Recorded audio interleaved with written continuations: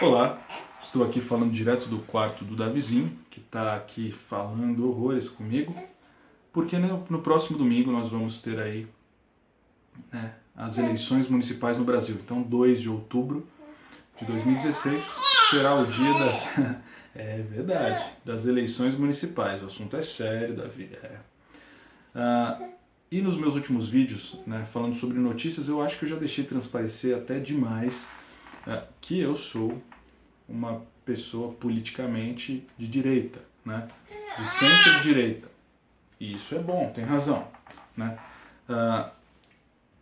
Então, para que fique claro o que é a direita, o que é a esquerda, o que são esses movimentos, eu vou começar explicando então de maneira muito sucinta, muito breve sobre isso.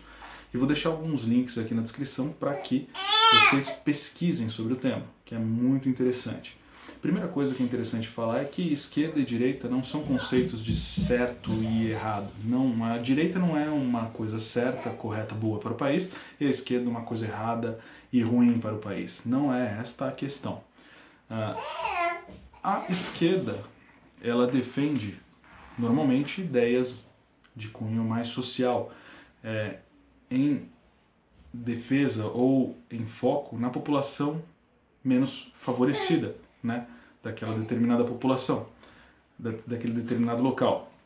Já a direita, ela é mais conservadora, ela preza pelos velhos costumes, sejam eles bons ou ruins, mas preza pelos velhos costumes e normalmente ela pensa em políticas mais globais, menos locais, mais globais. Então o que isso significa? Que a esquerda ela desenvolve programas de cunho social. Então temos aqui no Brasil o Bolsa Família, o Minha Casa Minha Vida, liberação de crédito e tem uma série de outras coisas. E a direita ela já pensa em programas mais gerais, Então temos aí o BNDES, temos programas de isenção de impostos, programas mais focados no setor industrial, de desenvolvimento, pesquisa, tecnologia. Não tem nada a ver você falar de pobre e burguês, pobre de esquerda e burguês de direita. Tem burguês na esquerda e tem pobre na direita, isso é um conceito totalmente errado. Por que eu sou de centro-direita? Muito simples, porque os movimentos de esquerda aqui na América do Sul, eles têm uma forte tendência ao marxismo cultural, que foi a origem dos movimentos políticos mais bizarros, mais controversos da história, o comunismo, e depois ele se disfarçou de socialismo e está aí em algumas nações hoje em dia. Então eu não concordo com o movimento comunista. Aqui no Brasil nós temos um partido, o PT é um partido lá que usa a cor vermelha. Sim, Davi, eu vou explicar para você, você vai entender tudinho. E temos outro partido aí que é o PCdoB, que é apoiado pelo PT, Partido Comunista do Brasil. Então assim, não apoio o comunismo, não apoio o socialismo, não considero que sejam a melhor coisa para uma população. Eu vou chamar o Davi que vai falar um pouco melhor sobre isso. Então, vem cá, para você falar um pouquinho melhor sobre isso.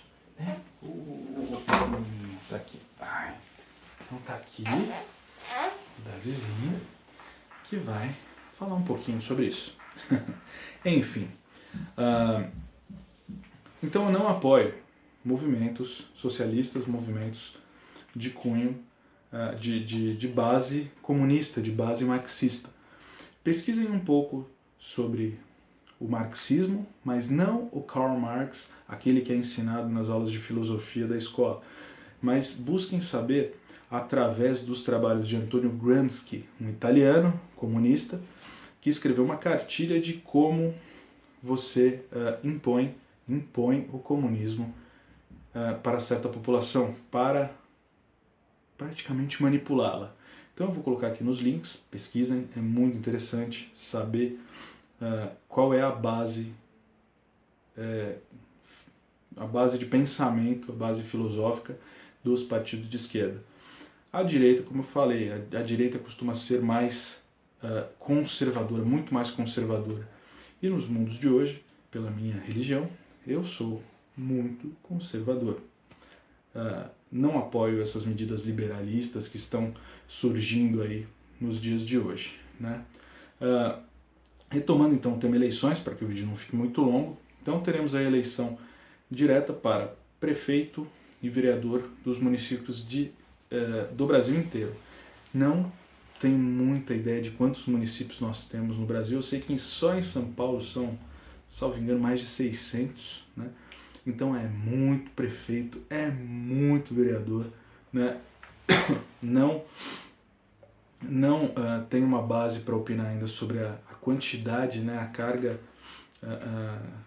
administrativa não, mas o custo administrativo de se manter tantas prefeituras, tantas câmaras legislativas dentro da cidade, mas enfim, a lei é assim hoje, temos que fazer prevalecer o nosso voto, né, por mais que as opções não sejam aí aparentemente as melhores.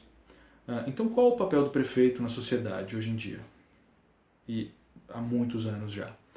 Então o prefeito ele é o grande administrador. Então fazendo uma analogia aí, se fôssemos uma empresa, nós trabalhadores seríamos os operários, né? Então desenvolveríamos lá diversas funções dentro de uma empresa. Então existem as funções mais operacionais, então o torneiro, o cortador, o maciador, o pintor. Teriam as funções administrativas também, o assistente de vendas, o assistente administrativo. Então nós somos o operacional das empresas, né, a população. E o prefeito seria o quê? O presidente da empresa, né? Então ele toma as decisões de cunho administrativo geral, né? Então ele que vai determinar para onde e quando e como serão feitos os investimentos, onde que vai ser aonde vai ser investido o recurso público, né, que advém dos nossos impostos pagos, né? Então o prefeito que vai lançar programas, ele que vai lançar obras, as reformas. Aqui em São Paulo, por exemplo, é a prefeitura que controla a Guarda Civil Metropolitana, né? Existem os funcionários públicos, os professores, enfermeiros, médicos, etc., né? Controla também as empresas públicas privatizadas como é estranho, mas as empresas que prestam serviços públicos, mas são privatizadas, ficou bem melhor. Como, por exemplo, a SP Trans, metrô, etc., né? Que são estatais, algumas privadas mesmo, né? Não vou entrar nesse mérito agora. Mas, enfim, então o papel do prefeito é administrar a cidade, gerir os recursos públicos. Que recursos são esses? Dinheiro, a mão de obra, né? E também fazer o planejamento da cidade, né? Estabelecer onde serão gastos os recursos públicos, com o que e quando, né? Construção de escolas, hospitais, assim por diante, né? Ele que determina isso, né? E o vereador é um pouco diferente. Como o prefeito estando na esfera executiva, o vereador está na esfera do legislativo. Então são os três poderes, né? O executivo, o legislativo e o judiciário, né? Então esses são os três poderes, e dentro desses três poderes estão aí as autoridades todas. Então os vereadores, eles estão na esfera legislativa, mas na atuação local, municipal. Então a eles cabe fiscalizar os serviços que estão sendo executados, o gasto planejado, programado do dinheiro público que é feito pelo prefeito, né? E também aprovar leis locais, que são chamadas as leis, o projeto orgânico. Isso porque cada município é muito diferente do outro. Então existem determinadas leis que funcionam, por exemplo, para cidades litorâneas, que não tem a menor valia numa cidade urbana, numa cidade do interior, por motivos óbvios, né? Numa cidade litorânea tem o mar, isso carece leis diferentes de uma cidade como São Paulo, que não tem oceano, não tem acesso ao mar, não tem portos, etc. Os problemas aqui são outros, né? Então, cabe ao vereador aí determinar essas leis locais, chamadas aí de lei orgânica, tá? Então, essa é a diferença. Votemos com muita consciência. Tchau, tchau.